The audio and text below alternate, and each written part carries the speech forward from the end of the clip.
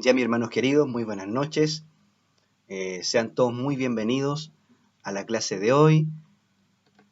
Como siempre, me siento muy bendecido de tenerlos, a cada uno de ustedes, y sean bienvenidos siempre. Siempre sean bienvenidos a estas clases cuando deseen conectarse, si tienen dudas.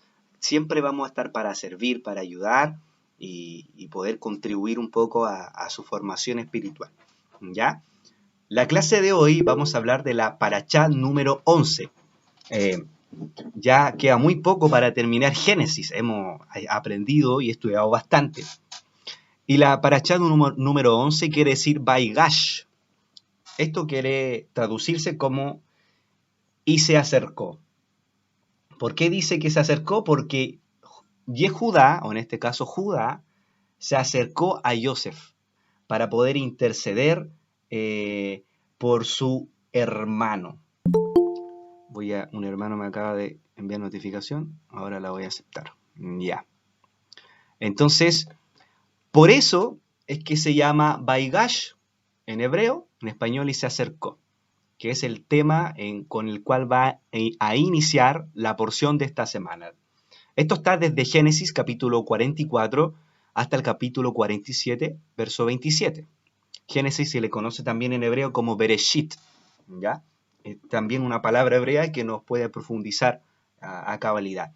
Un ejemplo de ello se dice que Génesis en español es inicio, comienzo, origen, pero cuando estudiamos el origen de la palabra hebrea, que tiene una implicancia mayor, Bereshit tiene un significado profundo, que quiere decir dos mundos, la conexión de dos mundos, físico y espiritual. Y además, si analizamos la gematría, que es el estudio de los números, en la Biblia o en la Torá, tiene otra implicancia y otro significado. ¿Ya? Entonces, por eso es importante estudiar las raíces judías, las raíces hebreas, porque va a profundizar nuestro conocimiento y a entender a cabalidad lo que cada palabra y letra hebrea quiere decir. Y que incluso cada letra hebrea está relacionado con un número. Y esto, hay incluso grandes judíos del pueblo de Israel que estudian los números que se llama gematría, lo cual arrojan cierta información o ciertos resultados. Incluso a través de la gematría se pueden prever situaciones o eventos futuros. Es increíble lo que puede hacer Israel entendiendo todos estos conceptos. ¿Ya? Así que vamos a seguir. Ya. Entonces, esta porción tenía muchos temas relevantes.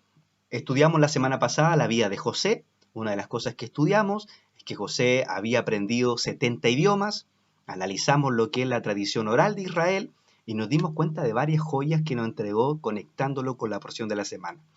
Siempre mencionando que la tradición oral de Israel no viene a anular nada de la Biblia, viene a complementar.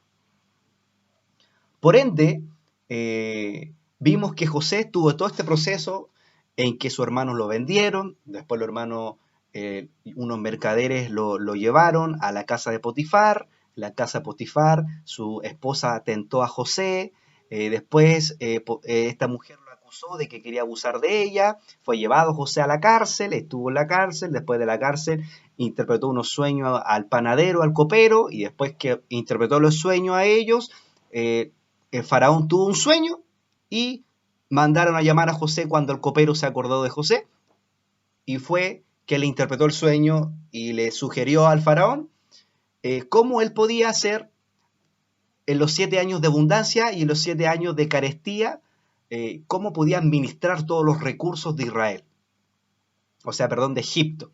Y él le dio la idea y después estuvo a cargo de siendo virrey. Entonces, todo este proceso histórico, bíblico, ¿verdad?, nos arroja a toda esta información donde leemos que José inculpa en varias ocasiones a su hermano de robar cierto dinero, de quedarse con su dinero, lo inculpa por llevarse su copa, y pasa de que José, o Joseph, se le conoce en su raíz judía, raíz hebrea,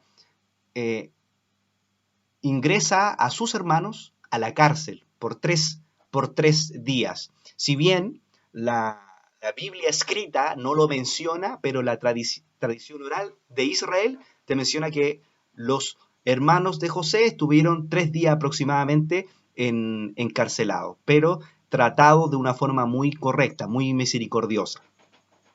Y así vemos que esta porción tenía muchos temas, bastantes temas. Joseph en ciertas instancias identifica a sus hermanos, revela su identidad, Judá intercede también por uno de sus hermanos. Después, posteriormente vemos que Jacob va a Egipto, le anuncian que realmente estaba José, que estaba vivo, que no había muerto, y José desciende con toda su familia a la mejor provincia y zona de Egipto, que se llamaba Goshen, y allí es donde se establecen el pueblo de Israel, que eran aproximadamente 70 almas, y lo dice la tradición judía, que eran 70 porque el último número estaba contando a la presencia divina que estaba con los judíos, en este caso con los que se habían instalado en la provincia de Egipto. Y así, una de las cosas muy llamativas que incluso dice esta porción, que cuando Jacob ingresó a Egipto, dice que la carestía, el hambre que había, cesó. Y ahí hay una enseñanza también. Esa enseñanza es porque en ese entonces Jacob era un justo. En hebreo se le dice sadik. Y cuando dicen los judíos que cuando hay un justo en una generación, es capaz de intervenir y más bien por sus méritos de salvar a toda una generación. Es por eso que en el Nuevo Testamento se dice que Jesús es el gran justo, el gran sádic, porque el gran sádic, el gran justo, tiene esos méritos de salvar a toda su generación. Pero algo que hizo Yeshua, Mashiach, que él salvó a su generación, sino también a todas las futuras generaciones. Porque ese calibre tiene un sádic, ese calibre tiene un justo de poder salvar a su generación y a las generaciones futuras. Por ello, cuando llegó en este entonces Jacob, o Jacob, o Israel, todos estos nombres tenían de su raíz hebrea, o en español, este varón dice que descendió a Egipto. ¿Por qué dice descendió? ¿Por qué no dice ascender? Porque cuando el pueblo de Israel, en este caso, estaba en la tierra prometida, tuvieron que descender a Egipto. ¿Qué quiere decir esto? Un descenso espiritual. ¿Por qué? Porque la provincia de Egipto acostumbraban a adorar a muchos dioses y había mucha idolatría y un sinfín de abominaciones. Por eso habla de un descenso espiritual. Por eso dice que Jacob descendió, porque era descender a niveles muy bajos. Y fue así que cuando él descendió, se acabó, cuando ya van 2 años ya de carestía, se acabó el hambre en la provincia de Egipto. Por los méritos de ¿qué? De Jacob. O sea, perdón, de Israel, de Jacob. Entonces, toda esta información que a veces nosotros leemos a la ligera, en realidad nos enseñan tremendas cosas. Y hoy vamos a hablar, en esta pequeña introducción que he dado en términos generales de la porción, vamos a hablar un tema que se llama Techuvá. Techuvá. ¿Pero qué es eso? Usted puede preguntar, ¿qué es Techuvá? Techuvá significa arrepentimiento. Significa arrepentimiento. ¿Y por qué vamos a tocar esto en esta porción? Porque es necesario que nosotros podamos hacer un autoanálisis y podamos sacar un escáner completo de nuestra vida y de las cosas que usualmente hacemos. La techuvá es un concepto que maneja Israel y que es muy profundo de analizar. Dice en la tradición de Israel que la techuvá o el arrepentimiento fue una de las primeras cosas que Dios hizo antes de la creación de este mundo. La techuvá. ¿Por qué? Porque esto repercutió en que Adán y Eva se pudieran arrepentir y reconocer sus pecados cuando se dieron cuenta que habían fallado. Por eso ellos tuvieron esta posibilidad de arrepentirse, porque la techuvá fue una de las cosas que Dios creó antes de este mundo. Interesante lo que dice la Techuvá. Y generalmente, cuando nosotros analizamos la palabra arrepentimiento, vemos que Jesús, incluso Juan el Bautista, decía arrepentíos y convertíos. Y usualmente se enseña arrepiéntete, pide perdón, pero generalmente no conocemos el trasfondo de lo que es hacer una genuina techuvá, un verdadero arrepentimiento.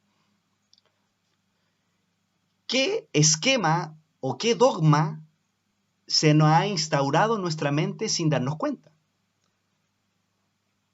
Uno de ellos es que pensamos que llorando y expresando nuestras lágrimas, vamos a elevar o a representar que estamos haciendo techuvá. Podemos llorar de corazón, ¿verdad? Y pedirle perdón a Dios por algo que hayamos hecho, pero la techuvá nos queda solamente hasta ahí. Va en un cambio de actuar, va en un cambio de tu acción. La techuvá no solamente se detiene en derramar lágrimas, no solamente finaliza hasta ahí. La techuvá va más allá, es un cambio de camino. Así se conoce la techuvá, como un cambio de camino, como un cambio de actitud. No solamente derramar lágrimas, porque muchas veces podemos derramar lágrimas, pero jamás hemos cambiado nuestro camino. O hemos vuelto a cometer el mismo error o el mismo pecado, una y otra vez. Es porque no hemos tenido una verdadera techuvá, un verdadero arrepentimiento. El texto de estudio está en Génesis capítulo 45, verso 15.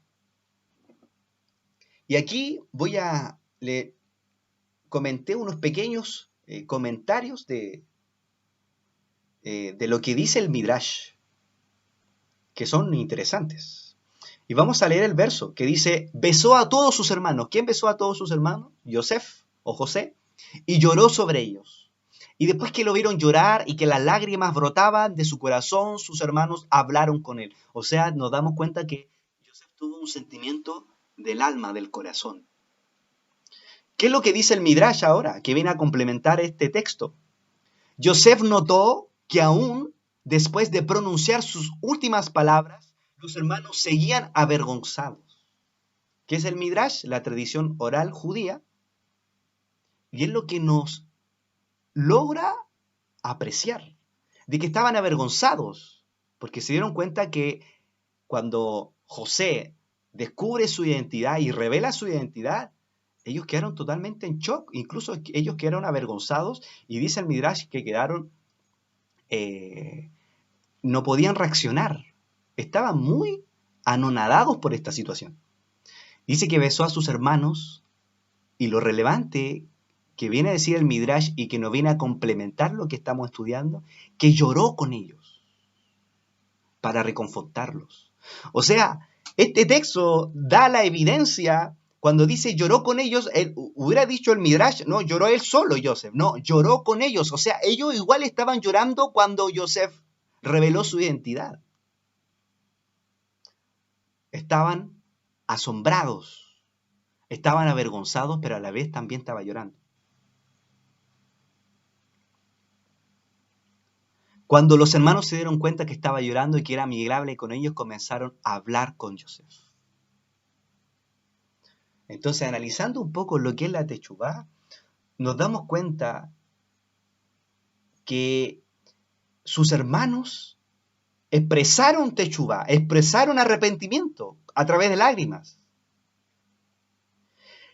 Pero, ¿en qué momento comenzó la verdadera techuvá?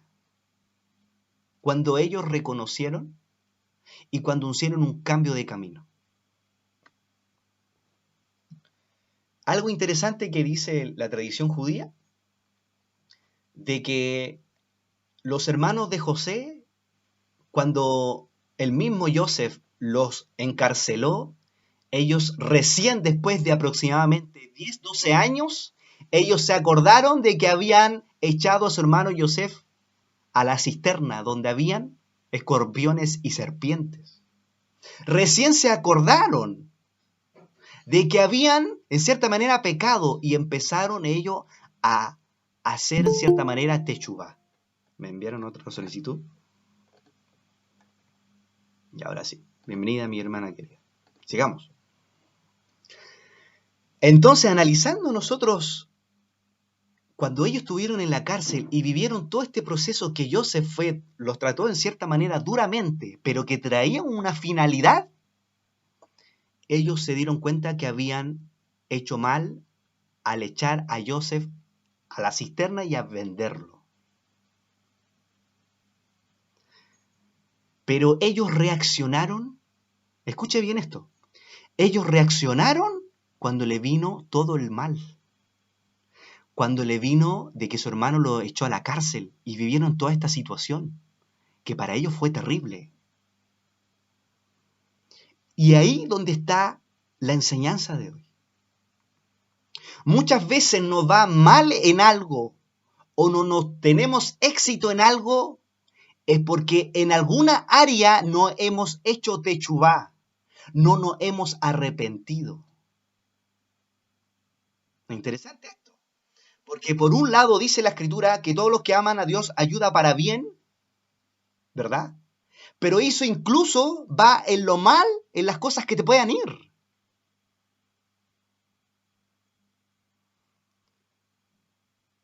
Hay algo que debemos entender, que existe en el mundo espiritual una ley de siembra y cosecha, que es lo que dice el apóstol Pablo. Todo lo que el hombre sembrare, esto también segará. Porque cada una de nuestras acciones, es lo que nosotros no sabemos, tienen una repercusión espiritual. Y nosotros decimos, no, es que yo pido perdón nomás y se acaba el problema. No. Todo lo que tú hagas en esta tierra tiene una repercusión espiritual y tarde o temprano Dios te va a pasar la factura. Y se enseña, no es que tenemos que pedir perdón y no hay consecuencia. No es así. Porque grandes hombres de Dios, así como David, que cuando pecó, él sufrió en su reinado. Y sus hijos se levantaron contra él. Por eso dice la Escritura que la paga de la muerte, o sea, la paga del pecado es muerte. Ahora bien, ¿por qué Joseph hizo esto con sus hermanos de llevarlo a la cárcel para que ellos pudieran entrar a la techuvá y recordar su pecado, lo que hicieron mal? Para que ellos pagaran en esta vida y no fueran al Geinón. ¿Qué es el Geinón? En hebreo se le dice Geinón y en español es infierno. Por eso José hizo esto, para que ellos pagaran en esta vida sus malas acciones, sus pecados, y pudieran disfrutar del mundo por venir, o del Olam Jabá. El Olam Jabá es el mundo por venir.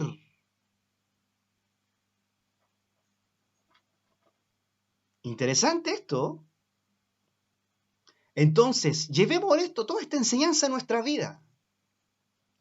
Si hay algo en que nos está yendo mal, sea empresa, sea trabajo, sea en el noviazgo, sea en tu vida sentimental, sea en tu vida emocional, sea en tu familia, sea en tu hogar, sea en cualquier índole de tu vida, si en algo te está yendo mal, es porque Dios quiere que tú te analices y empieces a ver en qué área o en qué acción pecaste o fallaste. ¿Por qué Joseph los mandó a la cárcel a sus hermanos? Para que ellos se dieran cuenta. Para que ellos se dieran cuenta.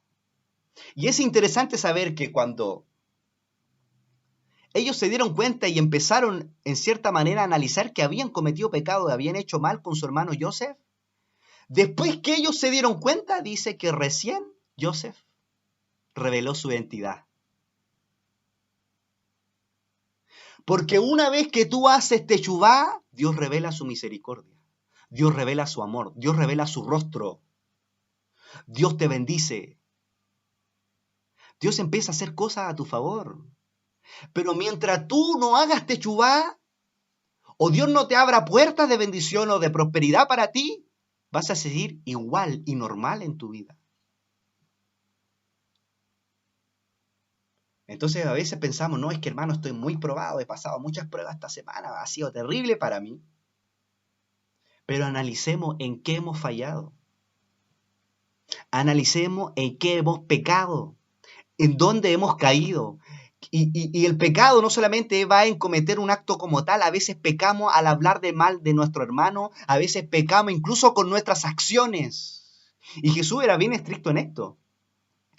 Aunque no habéis, dijo, parafraseando lo que dijo Jesús, aunque no lo habéis cometido este pecado de adulterio en la acción como tal, lo habéis hecho en tu corazón.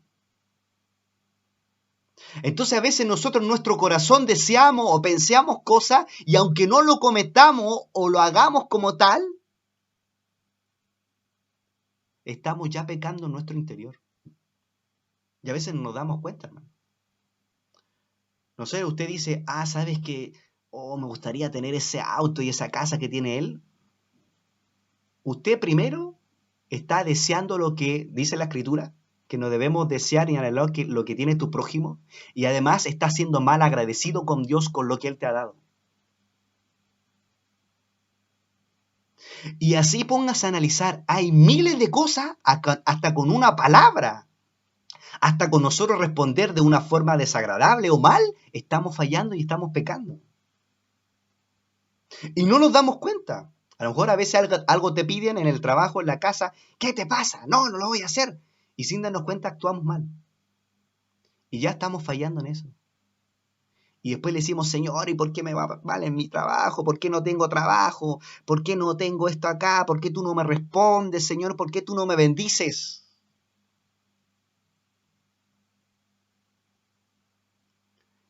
Es allí donde debemos detenernos a pensar. Donde está el problema, allí está la solución. Lo voy a repetir. Donde está el problema, allí está la solución. Donde hay prueba, ahí algo debes tú analizarte. ¿Por qué a lo mejor Dios no te ha respondido? ¿O por qué a lo mejor Dios no ha cumplido tu anhelo? ¿O por qué Dios a lo mejor no te ha dado tantas cosas? Porque hay algo que nosotros hemos hecho mal.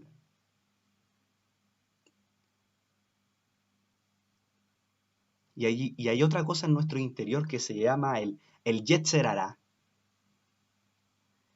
que a veces no nos permite ver las cosas que hacemos mal. ¿Y qué dice un comentario también de la tradición judía, del Midrash, para complementar nuestro estudio? Dice que una persona siempre piensa que no importa cómo actúa. Eso es lo que hace tu Yetzer Hará, tu mala inclinación en español. Tu mala inclinación va a hacer que tú no analices tus acciones. E incluso te va a decir que tú estás en lo correcto.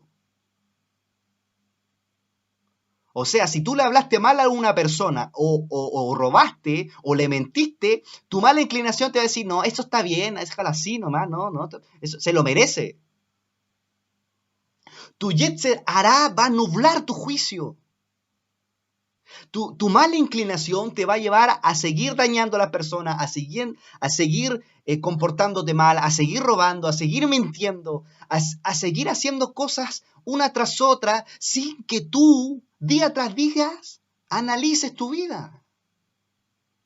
Todas las noches debiéramos nosotros sumergirnos en la oración para analizar nuestra vida, y no solamente en la noche, sino en la mañana.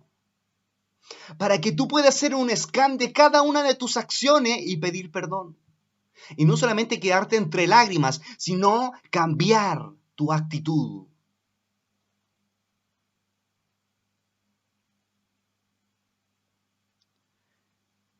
Si Joseph, que representa también a Dios, te mete en aprietos, es porque Él quiere que tú reacciones y analices en qué estás fallando.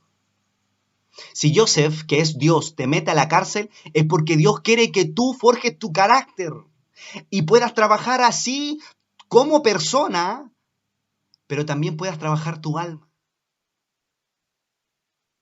Porque si trabajas tu alma, te vas a dar cuenta de todo lo que haces mal. Es interesante esto. Por ello nosotros día tras día debemos analizar nuestras acciones, nuestras palabras, lo que pensamos, lo que decimos, lo que hablamos, lo que expresamos, cómo nos expresamos, cómo lo decimos. Porque muchos de nuestros males lo provocamos nosotros mismos. ¿Quién provocó su propio mal? En este caso sus hermanos. Ellos mismos provocaron su propio mal y por lo cual cayeron a la cárcel y sufrieron este gran dolor para él, que incluso le causó dolor a su padre, Israel.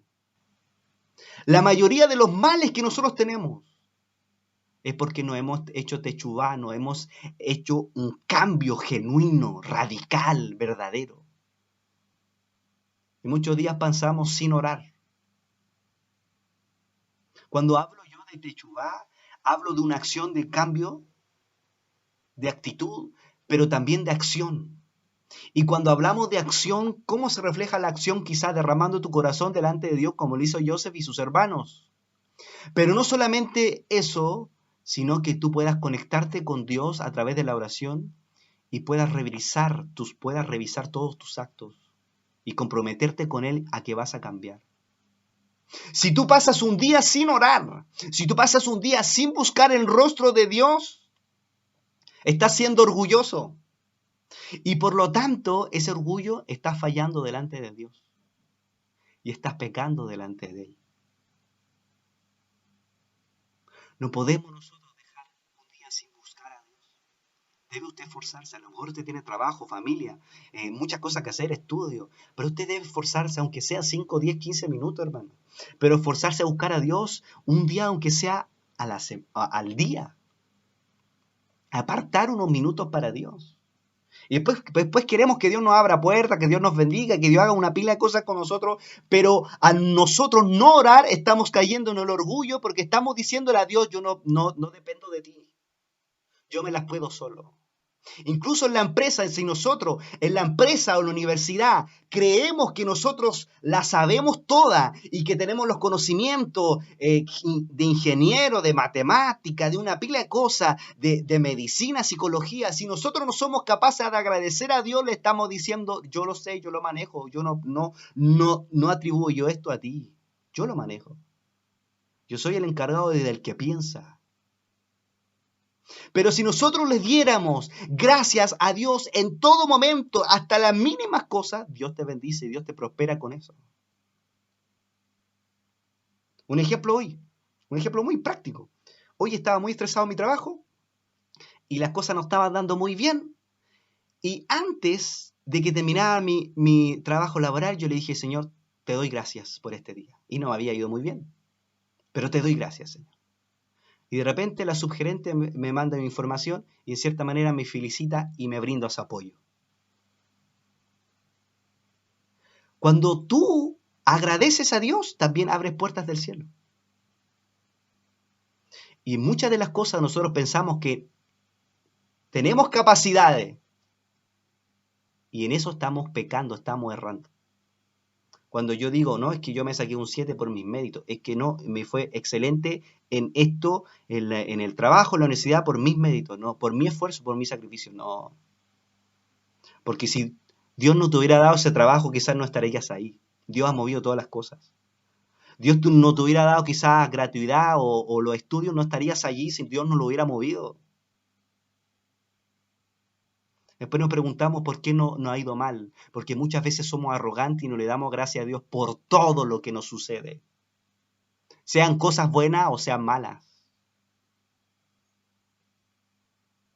Interesante esta enseñanza. Por ello nosotros, hermanos queridos, es menester que en esta noche nosotros podamos hacer una reflexión, sacar una foto a nuestra vida y analizar en qué hemos fallado, en qué hemos pecado, en qué hemos errado, en qué hemos actuado mal, qué es lo que hemos dicho, qué es lo que hemos hecho. Porque si nos ha ido mal en alguna área de nuestra vida, es porque algo no hemos hecho bien. Cuando tú estés pasando la prueba más terrible, esto te lo aconsejo. Cuando estés pasando la prueba más terrible, puede ser ahora o en el futuro, primero siempre hace techubá. Y después que hagas techubá, y pidas perdón a Dios, agradécele. Y acuérdese de mí que esto le va a dar resultado. Porque cuando tú haces techubá y pides perdón a Dios y a tus hermanos, a la persona que tú hiciste daño, Dios te bendice, Dios te prospera y te pone por alto y confirma todo lo que haces. Eso es lo que hace Dios. Y con esto voy a concluir. Y quiero que esta enseñanza quede grabada en su corazón, en su interior, y usted pueda analizarse. Esta es una porción que podamos analizarnos. Esta semana, en la mañana, para la gloria del Eterno, me levanté a orar al Señor y el Señor me mostró una visión. Y en esa visión, contando las grandes rasgos, porque hay muchas cosas profundas en esto, en esta visión, yo veía algo en el mundo espiritual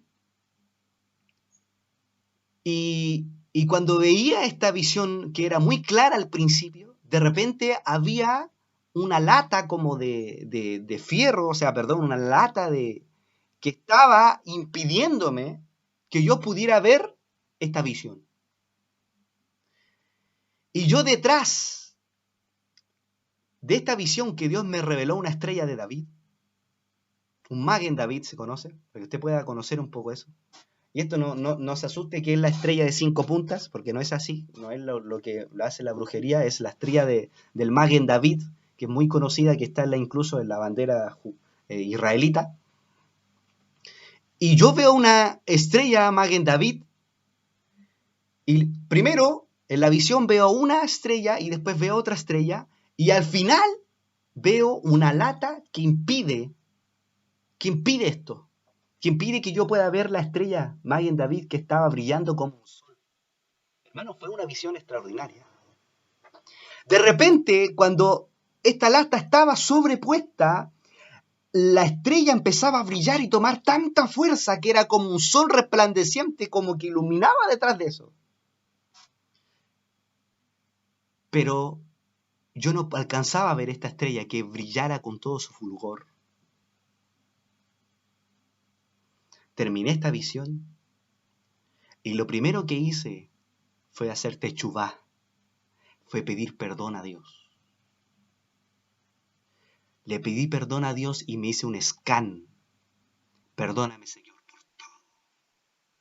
por todo lo que he hecho. Porque a veces andamos por la vida y pasamos días sin pedirle perdón a Dios. Y pasamos días sin agradecer a Dios. Y por eso en áreas nos va mal. ¿Sabe qué interpreté de esta visión? Y qué es lo que el Señor me reveló. De que ese fierro que me tapaba, que tapaba esta estrella, el Magen David, era una clipot. La otra vez enseñamos qué es lo que era clipot, para que usted lo pueda aprender. La clipot es una impureza. Y la impureza se puede dar en cualquier área de tu vida. En cualquier área, de lo más mínimo a lo más máximo. Y automáticamente en que Dios me revela eso, yo comencé a pedirle perdón a Dios y revisar todas las áreas de mi vida. Y a veces uno piensa que no falla, que no peca, y constantemente uno no se da cuenta que en algo está cometiendo alguna impureza. Pero algo que Dios me traía consuelo en esta visión es que Dios, a todas las personas, escuche bien, a todas las personas Dios quiere ingresar, a todas las personas al mundo espiritual. Y en este entonces Dios me quebrantó y me rompió un dogma que yo tenía. ¿Y cuál era ese dogma? Que dice, según la Escritura en el Nuevo Testamento, y cosas que hemos aprendido, de que tú no puedes ver el mundo espiritual si tú no tienes el don de visión o el don de vista espiritual. Por lo tanto, no lo puedes ver. Y Dios rompió como un martillo, rompe un vidrio, rompió ese esquema que yo tenía. Porque me di cuenta que Dios a cualquier persona le puede revelar el mundo espiritual. Y no necesita tener usted el don, porque yo no tengo el don de visión de vista espiritual, hermano. No lo tengo. Y yo estoy más 100% seguro que yo no lo tengo. Pero ¿qué me hizo entender el Creador a través de toda esta enseñanza? Primero, que tenía que hacer techubá. Segundo, tenía que agradecer siempre a Dios y hacer techubá y dar gracias a Dios todos los días. Pero lo tercero que Dios trató conmigo es que tú no necesitas tener el don de vista espiritual. Tú no necesitas tener visión. Tú no necesitas nada de eso. Lo que necesitas tú para ingresar al mundo espiritual es hacer techubá y dar gracias a Dios. Es tener una comunión con Dios y pedir perdón diariamente con Dios. Porque algo lo que Dios quiere hacer en esta generación es a todos los jóvenes y a las personas de cualquier edad, es que ellos ingresen al mundo espiritual. A lo mejor usted me puede decir, pero hermano, sabe que yo nunca he visto nada, absolutamente nada. Yo te lo doy firmado ahora, porque Dios rompió un esquema conmigo. Tú no necesitas tener don de visión de vista espiritual para que Dios te revele el mundo espiritual. No lo necesitas. Si hoy en día tú no has tenido experiencias espirituales con Akadosh Baruj Hu, con Dios, es porque en alguna área te falta hacer techubá. En alguna área nos falta pedir perdón. En alguna área necesitamos revisarnos, hacer un escáner espiritual.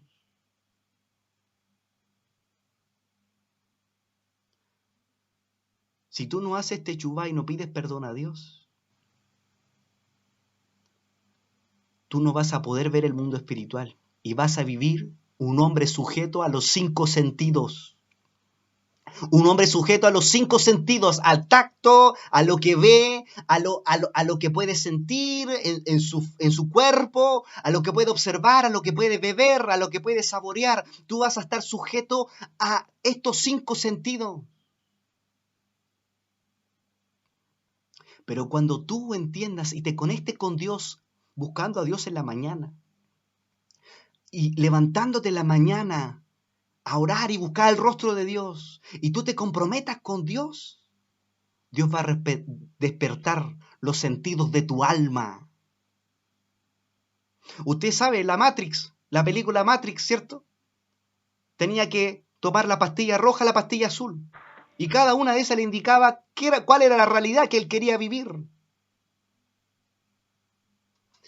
Asimismo, estamos viviendo en una sociedad sujeta a estos 5 sentidos, sujeta a lo que vivimos, sujeta a este cuerpo. Pero ¿hace cuánto tu alma no tiene una visión, o tu alma no se conecta con Dios, o tu alma no percibe la presencia divina? Es porque estamos ingresados aún en la Matrix, en estos 5 sentidos. ¿Usted sabe la capacidad que tenía Adán? Adán tenía una capacidad espiritual tan grande que él podía ver de un extremo de la creación al otro extremo de la creación. Él podía ver todo el tiempo, pasado, presente y futuro, como un solo tiempo. Incluso Adán podía transportarse a otras dimensiones espirituales, porque Adán, antes de pecar, tenía una conexión tremenda con Dios.